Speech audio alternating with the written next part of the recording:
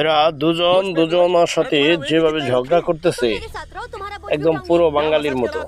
তারা একজন আরেকজনকে খুবই ভালোবাসে, কিন্তু সেটা কাউকে কেউ বুঝতে দিতে চাচ্ছে না। ঝগড়ার এক পর্যায়ে তারা খুবই মারামারি করবে। দেখুন তাদের লাস্ট পর্যন্ত কি হয়, এটা না দেখলে পুরাই মিস। একদম শেষের দিকে গিয়ে মেয়েটা ছেলের সাথে কি ব্যবহারটা না করে, সেটা দেখে কারো মাথা একদম ঠিক থাকবে না।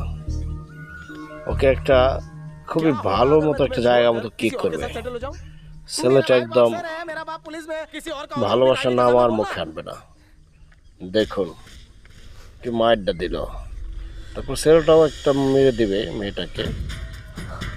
এখন মেয়েটা এমন একটা কিক করবে, ছেলেটাকে বাপ বাপ করে একদম পালাবে।